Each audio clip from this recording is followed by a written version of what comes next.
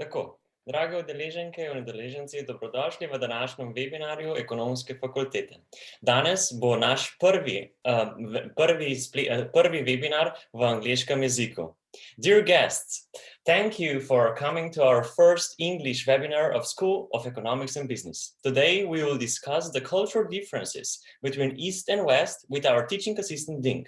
Ding was born in China and is now here at our school. China was the first country which fought the coronavirus for 2 months now, and situation is, let's say, under control at this moment, and the economy is going back to the track slowly with people going back to their workplace. Ding, you're now in Slovenia, but as I know, you were in Shanghai with your family right at the time when the corona crisis started in China. Is that right? Yeah, it is. Oh, unforgettable New Year ever for us. So yeah, would you like to tell us something more, how you went there, what happened? You were with your family, if I remember correctly? Sure. May I share my PowerPoint? Yeah, please. So hi everybody. I'm going to share you actually only my personal experience, observation during the whole outbreak of coronavirus, first in China and now expanding to the world. Actually, we were we seldom go back to China for New Year. Here, before I move to my story, I just wanted to see, how do you view the differences between when you see this picture? I mean, so here. What will be your first reaction when you see somebody, wearing a mask? I mean, normally, not under coronavirus, not nowadays, but think about 3 weeks ago or 1 month ago, and this was me actually. After I went back to Slovenia, and I couldn't buy any mask, any pharmacies or any stores, so I just robbed 2 from my friends. What will be your reaction? I mean, I asked some of my Slovenian colleagues and friends. They said this will be insane. It's like crazy, right? When people see you wearing mask, it means here in Slovenia that you are sick. The person who wearing mask is sick. However, in not only China but in the whole Eastern Asian countries, it was quite normal for people actually wearing masks, especially during spring when the allergy season came, and also in winter time. So a lot of healthy people, they're also wearing masks. I mean, some of students said, oh yeah, in China there was pollution, years back. But also in winter, people actually wearing the mask in order not to get sick from people who are sick. So it's totally different mentalities. It was also very recommendable during this epidemic in China from the beginning. The government or experts, medical experts, they were suggesting people to wear a mask if you're going outside or if you're going to the shopping malls. The reason is because of this virus is quite, they say, foxy or scanny. Let's categorize the people, because the outbreak actually happened here in Hubei province in Wuhan.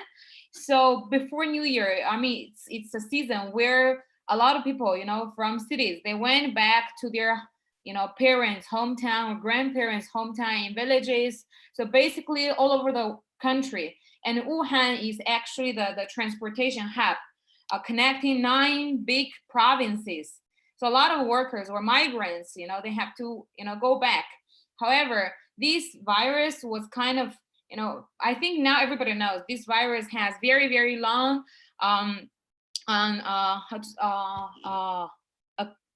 how to say that period, hidden period. I forgot the word. The incubation period. Yeah, incubation period. Thank you. So usually from normally from 3 to 7 days, but a lot of people were by average 14 days, and a lot of them, some of them even have 27 days without symptoms. So however, this guy without symptoms, but he's infectious, right? And we see, when I was in China, I see videos that is really scaring people, that 2 guys in Wuhan, 2 old people, they were just buying in the market, in the open market, they are shopping for food, and they just had a 15 seconds communication, and then the healthy one just got affected. This is really, really horrible. That's why, I mean, if we categorize all of the people into four different categories. A are those who are coming from Wuhan, but you don't know whether they are carrying the virus or not, although they look very healthy. And B are those who are strangers to A, and A and B, they don't know each other, so they might meet each other in a lot of shopping malls or in the train stations, right? In those public areas. And then these B are very hard to track, right? Because A doesn't know them. And then C are those people after A arrive their destination. C are those people from local area, they meet each other. So you can still track who are those C's by asking A, who did you, who are you in contact? And D are those people who are at home, never went outside. However, they also had the possibility to contact B because B doesn't know whether he's, in contact with A. This made the situation getting very, very hard to actually detect. And considering there were, 1.4 billion population in China, and you never know, if this kind of outbreak is spreading to the whole China during the Spring Festival, it's getting really it will be cannot be under control for sure, because it was already chaos in Wuhan. That's why, from the beginning on, Chinese were wearing masks, and a lot of Chinese who are abroad, they, read the news, watch the news, or hear the stories from their parents, from their friends. So in Europe, when it was still flu season, but not the virus hasn't started yet. Europeans or our local people feel kind of afraid when they see Chinese wearing masks, and there was some violences happen. I mean, this is what I read from Chinese news or Chinese community news here in Europe. So my personal experience that in January 23rd, we arrived Shanghai in the morning, 5:03. I just print screened the record from my WeChat. But actually during the whole trip, from Slovenia to Vienna and then to Shanghai, nobody was wearing mask. Even when we landed Shanghai, we still see not so many people, wearing masks. Only when we exit from the airport, we see on the streets. Basically, mostly everybody was wearing masks. So I prepared kind of 10 masks from Slovenia. I bought this sanitizer from Slovenia back to China because I was thinking, I don't know whether I can, have it when I arrived. And we're still using this sanitizer now because it's also very hard to buy it from Slovenia now. And however, after I just posted this picture, I got millions of messages from my friends who are kind of, questioning us, like, are you insane? Why are you coming back during this, critical period? And then I said, oh, we didn't know, because when we were in Slovenia, even just one day before, we just read from the news that the virus might be contagious between people, but we never thought it's that serious. Only those, our friends, they were in China. They got a lot of videos and posts. Doctors were crying over the WeChat group. Group chatting, and then this kind of group chatting or the videos got viral, through WeChat. And then they sent us also these videos, how crazy situation it was in Wuhan. People were crying there. Doctors were really, really under so much pressure, almost like nerves break. If you see such a big hospital is crowded with people, it's insane. However, in our village or in my hometown that is next to or near Shanghai, we don't feel differences as usual. Even later on when we arrived, when we came back to Slovenia, until now, from the beginning until now, in our hometown, we didn't have any case actually affected from virus. So we're lucky.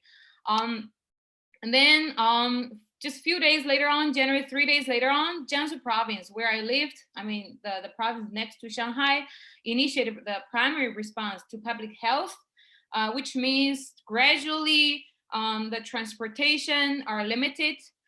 You are very, I mean, you get message from WeChat, you get message from your cell phone, you get message also from Alipay, which is one of the software under Alibaba, that you can cancel your trips with, I mean, cancel your trips in China with fully refunded, full refund. So we had to cancel our trips. And then after just 1 day later on, all the public services, for instance, in China, during the New Year, it's very common that all the relatives, today, all the relatives come to our house to celebrate, and then tomorrow we go to another relative's place. So these kind of gathering activities were banned from provincial level until to the villages level, the social workers, because one of my aunt is a nurse who is working in our town. She said she had to check. I mean, she has to offer door-to-door services to check temperature or health status for those people who came back from Wuhan or from Hubei province. Actually, also immediately after this primary response to public health, in cities, like in blocks or in villages, you have public servants. They start to check household by household, whether you have people or whether you have your family members coming back from Wuhan or from Hubei province. And then they are going to, make a record.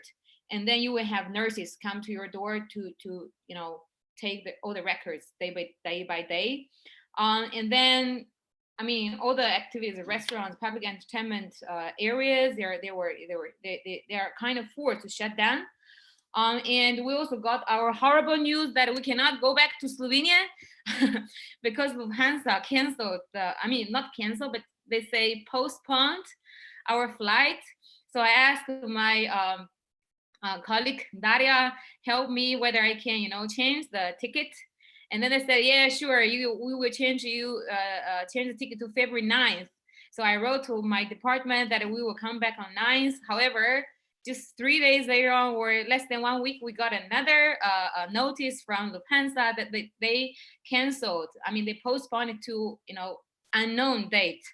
So we were really kind of in panic.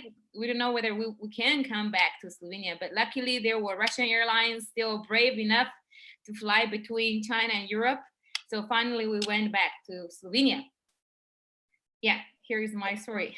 Yeah, that's really interesting why you went through and everything that was happening at that time, right? So maybe it was how did that affect your family, and how are they affected right now? Are they healthy? Are they just still in quarantine? Or no, actually, my dad.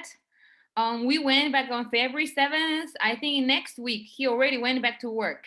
Oh, okay. So yeah, that was but really at that good. time, because they are in the manufacturing company, however, the bosses were required to distribute the employees at least one mask per day, and employees they also went through very strict, health check before go to the plant or factory.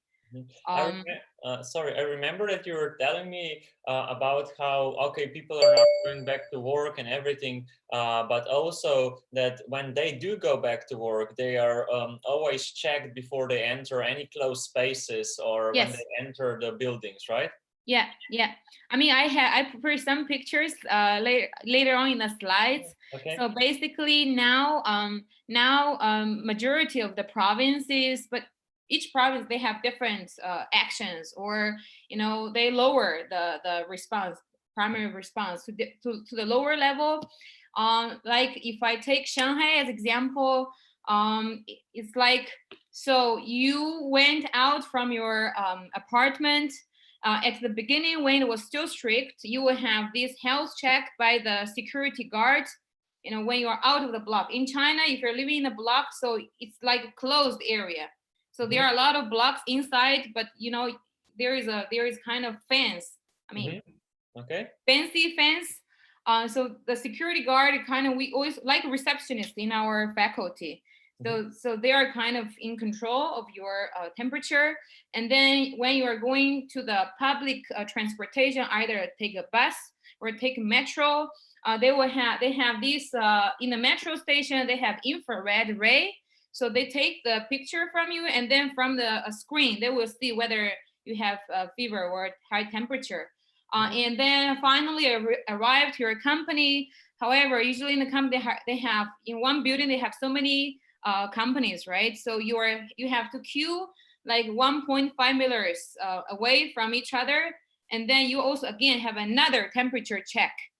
And for us, when we went back to Slovenia, it took us actually from my hometown to Shanghai. It was like very fast. Nobody was in a highway. We rarely see cars. But when we came to the border between our hometown and Shanghai, we have to cross the bridge. That bridge connects these two parts. The bridge usually only takes 10 minutes to drive over, but it took us, or less than 10 minutes to drive over, maybe 5 minutes. However, it took us 2 hours and a half to pass this bridge, because there is very, very strict control. Like all of us have to fill the data inside. Who are we? Do we have, self-report, whether we have any, suspicious sick symptoms or whatever. And then when we arrived at the airport, if there is security check, so there are two actually, again, on the way. Before you enter into the security check, you have one time for the temperature check. And when you pass the security check, go into the lobby or check-in session, you will get another temperature check. So, you have to be prepared that get up early to go to work. There are a lot of checks and the security measures, of course. Yes. Yeah. So maybe we can now talk about the measures that actually the Chinese government took, right? Yeah. So how they started when the Wuhan outbreak began. Okay. So honestly, personally, I was kind of started to be panic after I arrived China, and before our province or majority of the province took this primary response to public health, because I don't know, right? I don't feel secure at home. At that time, we were kind of regretting, why should we really went back for China, but just for 2 weeks. And however, after 26, people started to calm down, because the central government started to intervene into the situation. Actually, central government started to intervene to the situation in Wuhan even earlier. But in national-wide sense, it's from January 24th or 26th, different levels. 30 provinces initiated this public health primary response, which means the highest response as plague. But actually, this virus is not fatal compared to the other virus that happened in the history. Then Wuhan was locked down on January 20th, then followed by all the other 12 cities in Hubei province. And in Wuhan, there were 50 million residents living, 15 million people living in Wuhan, while the whole Hubei province is around 60 million. So it's like huge population. I think this was, experts said this was like ever in human history. They locked down such big city and a province. At that time, the experts said, they have to sacrifice Wuhan in order to protect the whole China and the world. Right. And then the measures that generally what I experienced is the industries, like companies, they postponed the date to go back to work. So, however, majority of the province, they have like until February 9th. But for Huawei, they had deadline February 2nd or February, I think around February 2nd. That's why, again, people were criticizing Huawei even in China. But of course, during this time, Huawei, they have to offer this kind of facilities or infrastructure backup to the whole China, right? I mean, I can understand that they have to work earlier, but they also take the strict measures for the employees, because my neighbor, the girl that we used to grow up together, she's working in Huawei. And then gradually they upgrade the traffic controls in 1 week, like persuading people to cancel their trips in China. And then the buses between provinces or buses between cities stopped. Then the airlines are stopped. However, you can all get refund on your cell phone if you purchase online, but you didn't get a ticket yet. So everything can be done just through the cell phone. I get the money immediately when I just click, cancel the ticket. Then on schools and in different levels, they got postponed, and then teachers have to switch online teaching from the primary school level until the university level. And each province, city, villages, they take their best measures to promote the knowledge, or actually to educate people on coronavirus 19, what is coronavirus 19, and encourage people to stay at home. There are even border control between villages, actually. My dad said after we left on February 7th, actually before we left, our village, everything works as usual. You can still go to the supermarket. However, I mean, as the public entertainment activities are canceled, you cannot go anywhere. You're stayed at home, but you don't feel panic at all. Then the government then offered the free medical treatment for those people who are diagnosed as victims of coronavirus. So all these measures actually kind of ease the panic inside of China. But however, I received the message from Slovenian side. Also, my daughter's from my daughter's schoolmates' mom. They were kind of worrying us, like, how is the situation in China? You are locking down, blah blah blah. I was kind of comforting them down, because only the situation is severe in Wuhan, but not in the other regions. Yeah. I also prepared, for instance, in the cities. Here are some Here are some measures that we can see in the villages where technology were not that developed. I mean, basically in villages are old people. Now old generation are living in the villages, right? So they are not that updated with the high technology. So the governor of the village, they're really promoting or encourage people to stay at home through this broadcasting. They got very, very popular. I mean, this kind of governor got popular and endorsed in China because they are talking in the dialect in a very, very funny way. For instance, for women, like, you stay at home now is the best season that you don't need to make makeups because you can cover yourself with a mask, etc. You can also save a lot of money for your family as you don't need to purchase expensive luxury products, right? And then while in the cities or in the blocks, here you see the blocks and the security guys, they were living here. And then they are also forbidden the people from different blocks to visit each other. So only the people from our block can come inside and go inside. Here the character just said, thank you for visiting, but we don't accept your entrance into it.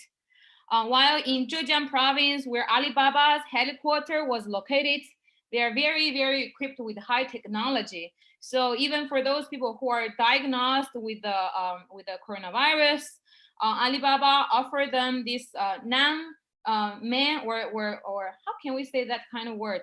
Nobody was working in that hotel without anybody. So you register yourself by your ID card by yourself. You register yourself into the hotel. You quarantine yourself in a hotel. You get the food by the robots. You get the services from the robots, or of course, you can also order everything from online. and ask for your demands also online. And here are the apps that were popular in China. For instance, in order to decrease the people who are in the hospital, but in China, in the hospital is different from here. Again, it's different medical system actually. In Slovenia, we have our personal doctor, and then we report to our personal doctor or visit our personal doctor. But in China, they have separate departments. One is for emergency departments, the other one is for professional departments, but they are in the same area in the hospital. And then they also have a special door for people who have fever. So even in a normal situation, even not in the coronavirus, if you have fever, you go to from the other entrance, so you will not, affect the others. And WeChat also had a mini program. We can see from here that you can ask the online services or diagnosis from online doctors. So basically, you input your data inside, you ask for help from doctors, and the system will call 1,000 doctors at one time. And then the doctors, even they're busy, they get the call and then they will answer you online. So in this way, people don't need to go rush to the hospital and then get infected if you're not, actually, if you don't even have the virus. Here is like in Alipay. Alipay is a software that is under Alibaba. They have like instant data updated. So every day they update data nationwide in different provinces, in different cities. So here I have English version of this one. This is the day when I started my lecture here in Slovenia. It was already better situation in China, that existing diagnosis is already in a negative growth, and communicated diagnosis still, getting less and less. Majority are coming from Wuhan, and in other provinces already under control. And existing here, this is in Hubei province, like where Wuhan was located. It was also getting better. The diagnosis is also, decreasing. Then communicative still upgrowing. However, during this epidemic time, I think it also happened in Slovenia nowadays. There are a lot of rumors and a lot of fake news. For instance, in China, it also happened. In China, there are also a lot of rumors. And then medical experts, they have to, reveal the truth, And for instance, they said one of the herbal can cure the virus. So overnight, it was out of stock of this kind of medicine or herbs, but actually it was just a rumor. And then the doctors, when they were so busy, they have to, come to the public and then tell the people, hey, this is just rumors and fake news. Do not believe in this stuff.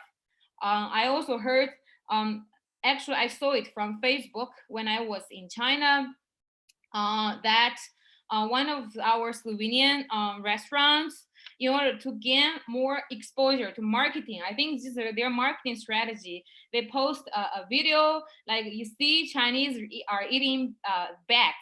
That's why they are bringing the virus to the world. But it was not true. That was in Vietnam market.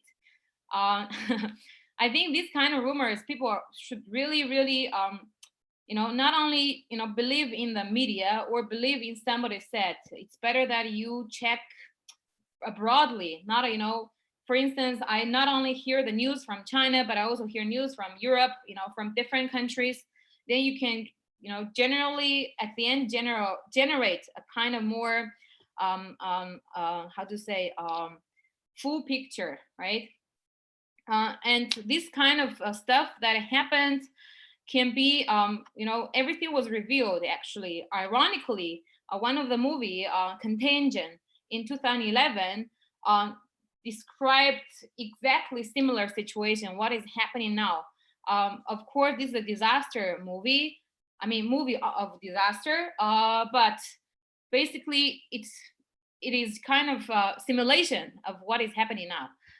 And then Bill Gates also had TED speech, and lately Bill Gates has a new TED interview speech. People can also check that.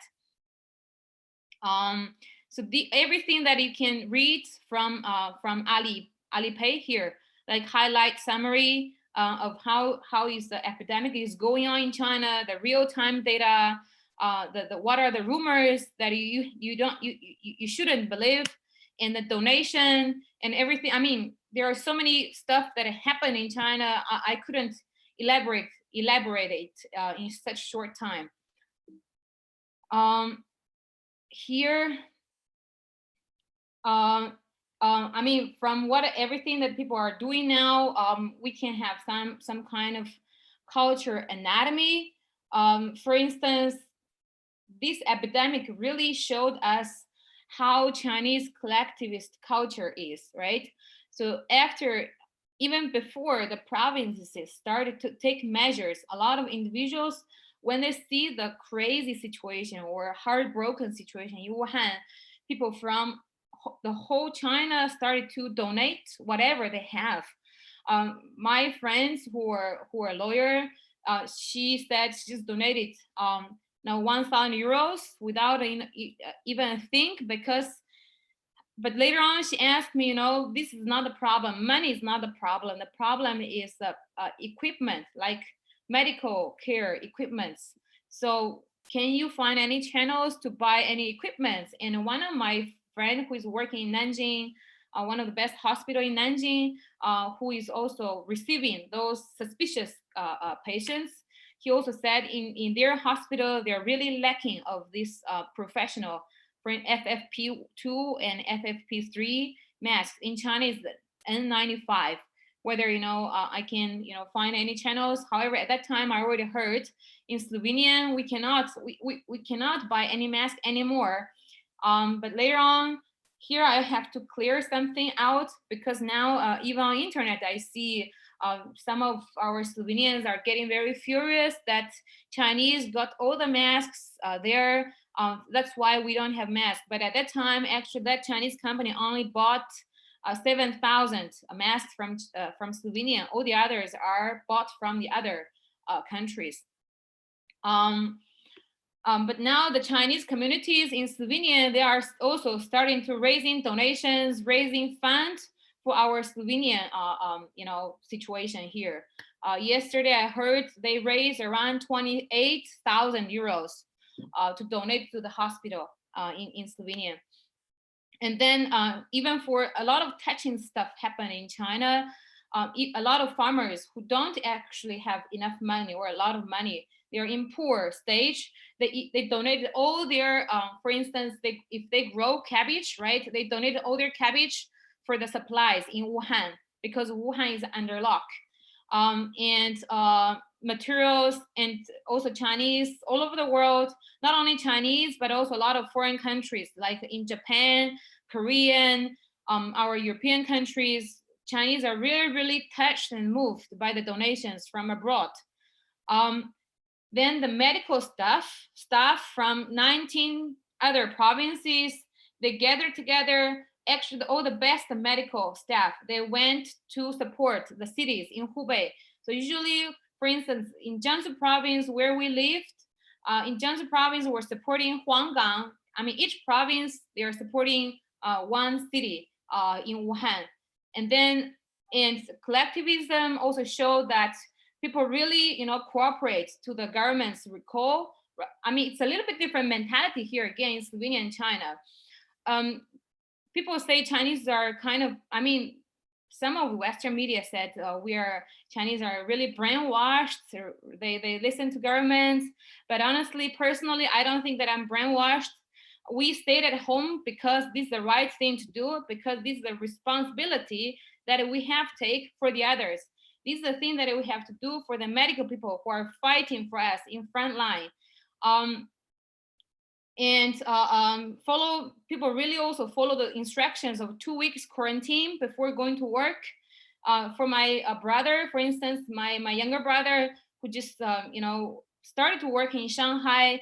So his company asked him to stay at home for 1 week before he went to the company, because he was not from Hubei province.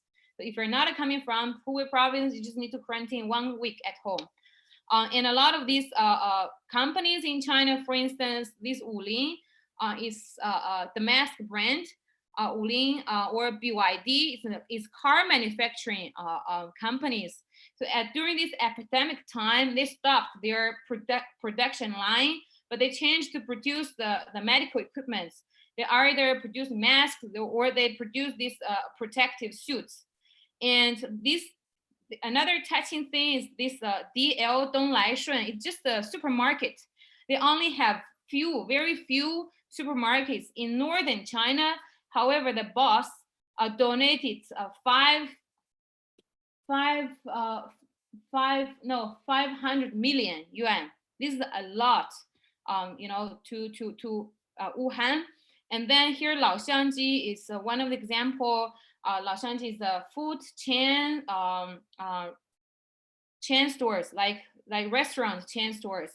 And then during this epidemic, the staff from this chain store, they asked the boss to keep them, still working there rather than stay at home getting salary, right? They said they have to support Wuhan, they have to support the supplies of the people in China. And they even wrote a petition to their boss, like, when the whole country went back to work, please deduct our salary for 2 or 3 months. So, but the boss didn't agree. The boss teared down their petition and then said, even we went bankruptcy, even I sell my apartment or the house, I will pay your salary. I mean, a lot of touching things happened during this during this harsh time. And Chinese always joking, like, we really fight each other, during the normal peaceful time. People kind of very, very competitive. They fight on each other. They are very competitive on each other. But every time in the history, when there is something disaster happens, people are really united from the whole country sense. I'm getting too emotional. Yeah, this is really amazing to hear that kind of story, and also to get the first-hand view on how things were actually hard and how people came together and helped each other out, right? Yeah. And also maybe how the political systems were actually working then. So democracy was efficiency, or also then pragmatism and flexibility. I know that you prepared something on that. So how the freedom of speech was carried out, how the transparency was actually really done, right? We can go back here. I mean, these are just a few examples of the medical experts, or I just go through it. Here is information maybe useful for us. The doctor, Zhang Wenhong, he was really, the top one in the infectious area. He wrote the book, Coronavirus Prevention Handbook. Now it's available in English and in Chinese. It's for free. It has been translated into more than 10 different languages, and it's available online. So if people need it, we can, Slovenian side, we can also ask him for free copyright to translate it into Slovenian language. If there is anybody interested on that, you can contact me. I can help for that. Otherwise, it's already in English, it's already in German, it's already in Italian and Spanish, etc. He got a lot of popularity during this epidemic area because he was leading people. Again, we went back to the democracy system, as you said. Chinese party. He was the one actually after this outbreak. There were officials. Local officials or governor of Hubei province, like the provincial governor. They were really disappointed, the whole country, because they had this sloth administration, and people from online, the self medias, they really, even normal people, they are criticizing on their sloth administration. They really didn't care about really the real actions on it. They just fill in the data, write reports, send to the central government, whatever. However, they didn't really control or care about the death of the people there. And then this guy, I mean, he's in the best hospital in Shanghai for, I mean, best Huashan Yuan for infectious area.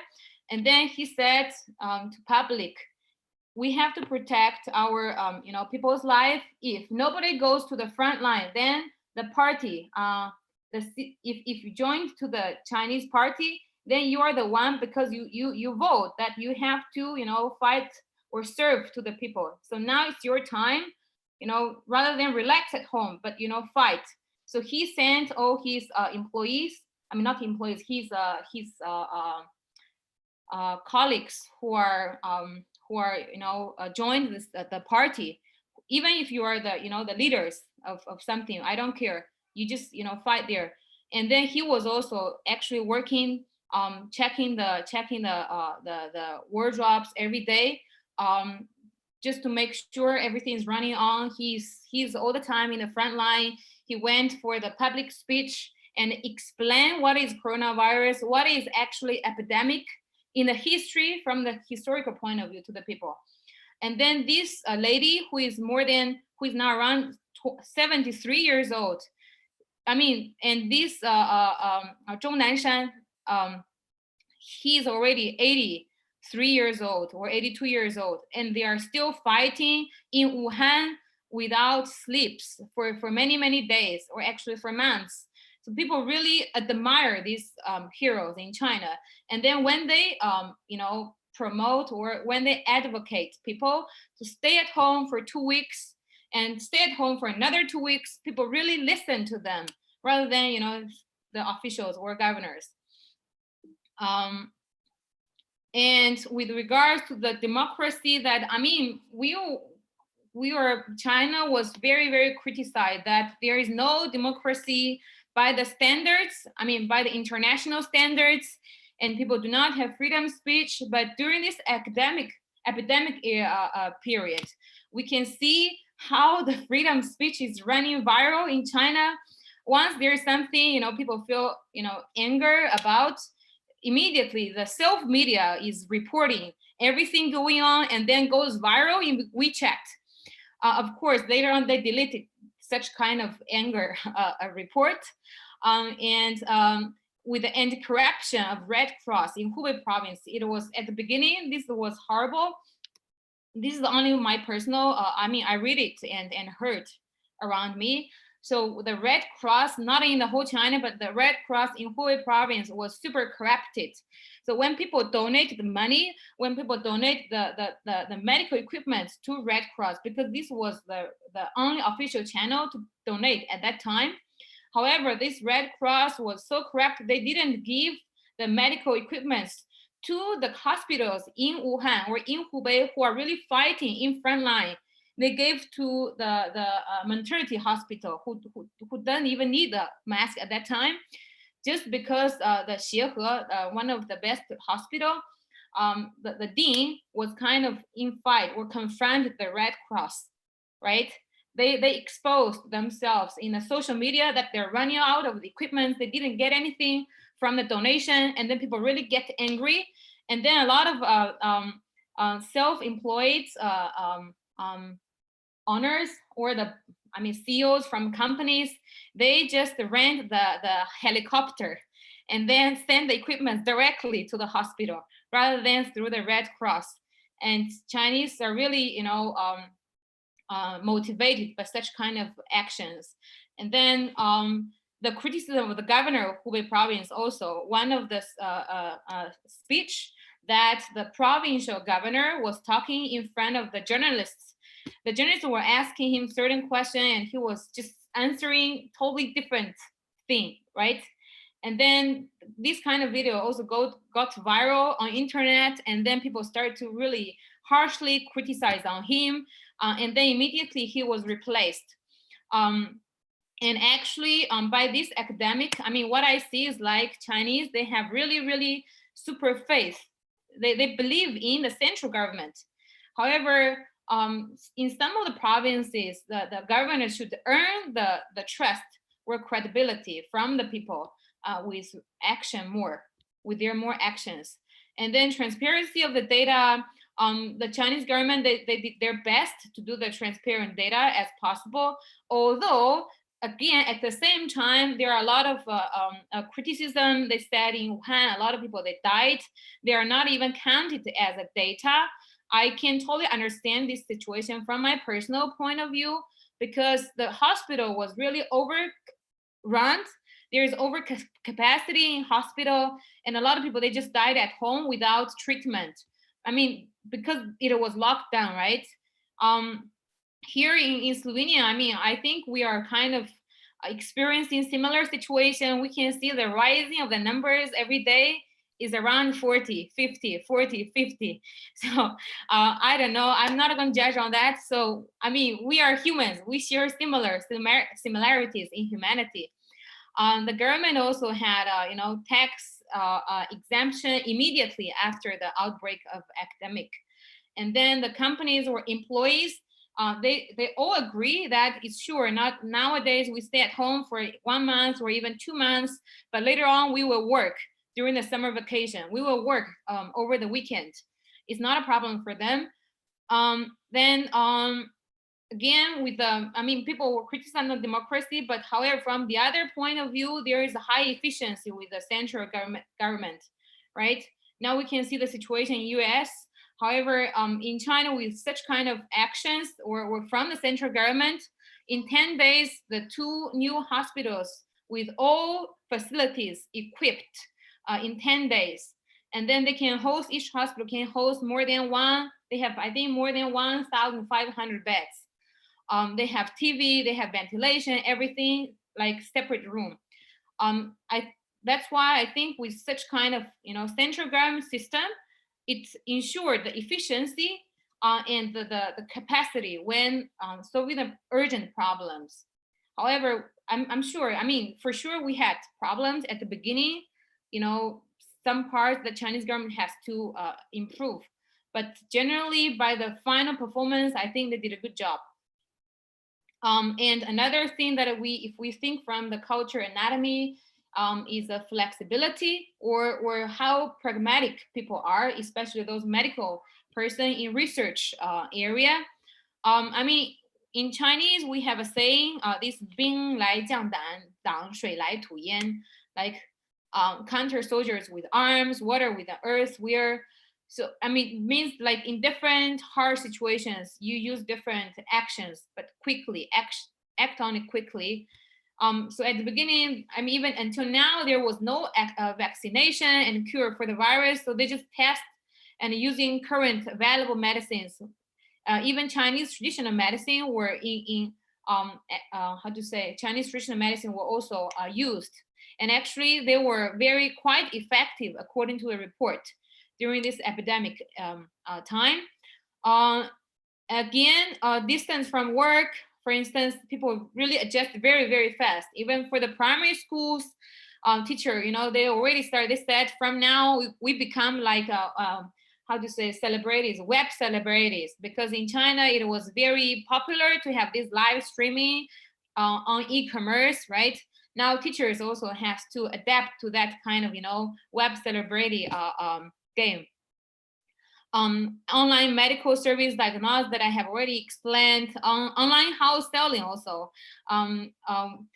In Shanghai, I think it's Henda, I forgot the name of the company, I think it's Henda, one of the biggest real estate company. They sell the house with huge discount, but people do not need to check there, so they can have online, VR or some online other techniques. You just purchase or buy apartment with discount, with very, very small amount of installment that you pay now. I think around probably 1,000 euros or whatever. And manufacturing companies for heavy industries, they start to produce masks, right? Chinese traditional medicines, etc. Yeah. Here I prepared the impact actually on the business sectors. Just generally, so far we didn't have this industry data yet, so I couldn't generate it. However, from what I observed, even from McKinsey or my personal experience, we can see that during the epidemic area of time, the e-commerce in China went into another level. I mean, already in the last 5 years, e-commerce has already played a leading role in the world, but now they are again into another level. For instance, Hema Shenzhen, which is, I mean, under Alibaba Group, they still continue offer fresh food. You order it online, you get delivery at your home, right? So basically, you I mean, if you're in Shanghai, you order it in the morning, you can already get it in a few hours. And JD or Suning for house appliances, for everything that you can buy online. And this, pet convenience store, for instance, this is actually in retail market. Convenience stores are growing very, very fast in China. Convenience stores actually, if we think about Mercato, neighboring our Naibosha, to say that, convenience stores in China is also getting, I mean, drastic growing, because they also had omni-channel selling. So you purchase your products from their online stores, right? And then you get it. I mean, it's like driving. You paid online, and when you are there, people from there will actually put into your car. But if you don't want to go there to pick it up, you can also get the food delivery. We can also see the e-commerce selling actually rising nowadays in Slovenia. I see a lot of even stores at the beginning, they didn't have these online services, or they didn't have delivery services. They started to either sell it over online or over cell phone. This is very, very interesting, over cell phone. I mean, innovative way. It never happened in China that over cell phone and then get delivery. And with the food delivery, you can still also get food delivery at home. You just order everything online, order food as normal time. And with logistics, most of the other logistic companies, they also closed their businesses. They only run the businesses if for the medical logistics to Wuhan and Hubei province. Otherwise, for daily life, they stopped during this outbreak. Only Shunfeng was still working during the whole New Year time. And online entertainment industry also gets huge growth. Even I heard that Outfit 7 in China, they also had a lot of downloads during the New Year period. And one of the most famous, or this is like the biggest unicorn in the world now, TikTok. Probably you are familiar with it. But in China, it was Douyin, because they had separate server. So abroad version or foreign version is TikTok, and Douyin is in Chinese version. And then they offer these free new released movies because of the cinemas are closed. So Douyin, they bought the copyright from the movie producers, which were, I mean, these two movies were planning to actually had shown during the New Year. And then, however, they offer this movie online on Douyin for free to everybody. And then this actually brought the highest traffic to their web. And online games also really win huge growth during this epidemic. And then again, we are now using Zoom or some other softwares. In China, it was Dingding. And Dingding during epidemic era, even now, they're still offering the free services to everybody. I mean, to the companies, to the schools. While, however, manufacturing industry, tourism industry, especially the third industry, let's say, they were severely damaged actually by the epidemic. However, certain manufacturing companies nowadays, they still start slowly to going back to the track. Here, with regards to the Chinese daily life, I prepared a link that you can watch. This is the funny one. The other one is a normal one. But this funny one is actually nowadays the real thing happening in China. People in Wuhan, these people in Wuhan, what are they doing? They were locked down at home for 2 months, and different from people in Wuhan, they are different from the people in other provinces. For instance, in Jiangsu provinces, actually we're still allowed to go outside. We're still allowed to go out of our apartment. But in Wuhan, you're not allowed to go outside, right? So you get your food delivery by the volunteers to each block. So every block in the morning, you had to check, or you register how many people are living at home. So they order everything through the apps. So the whole block, they receive the food, and then volunteers start to distribute the food to your doors, right? So they are not allowed to go even outside. So what are they doing? I think I should share with you my Google Chrome. Down the fort.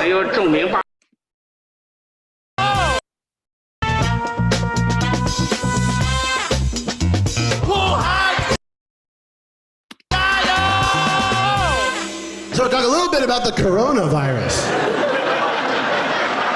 The city of Wuhan has started to disinfect the entire city. This is what's happening. 全市消毒，现在开始。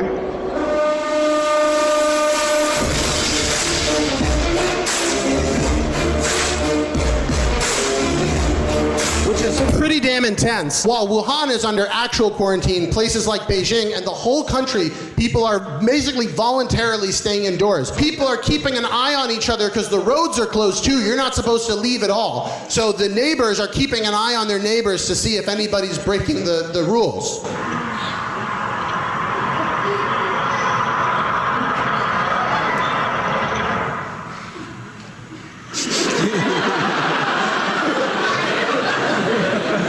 And so all the other towns have set up people that are stopping outsiders from coming in.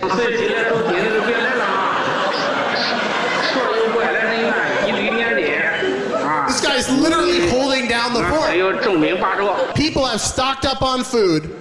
They stocked up on food 2.5 weeks ago. They went home, and watching my Chinese social media feed has been an experience in watching a whole country of people slowly go mad.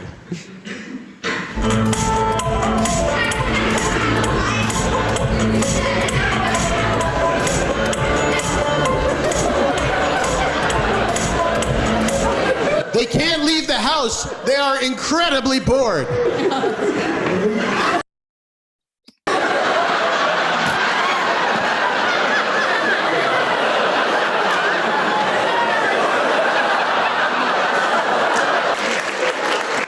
What I've been struck by is these people who are in an unimaginably horrible situation, just finding ways to keep a good sense of humor and get through it. They have to find all sorts of ways that they can interact with each other. You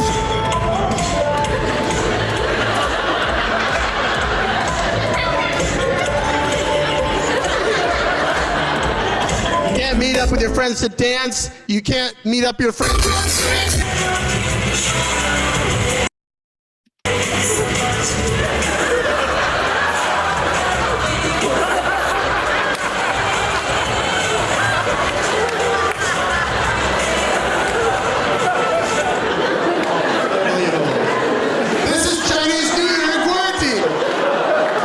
It's never happened before, but it's really admirable. People are finding a way to do Chinese New Year in quarantine. They have everything. They've got the lion dance.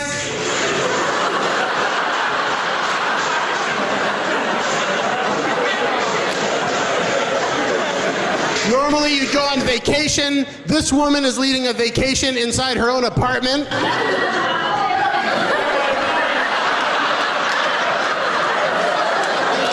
Or you can play mahjong with your friends. So it's really an unusual New Year for many reasons. All of these people that are staying home, they're staying home to keep themselves healthy, and they're staying home to keep their country healthy, but they're also keeping you healthy, because these people didn't talk to somebody who talked to somebody who talked to somebody who got on a plane and then came here. So I want to give a round of applause to all of these people who are staying indoors. They're not just being indoors doing nothing, they are training. And they are training for the 2022 Olympics in Beijing. And so I would like to show you guys the inside, never before seen training video for the 2022 Beijing Chinese Olympic team.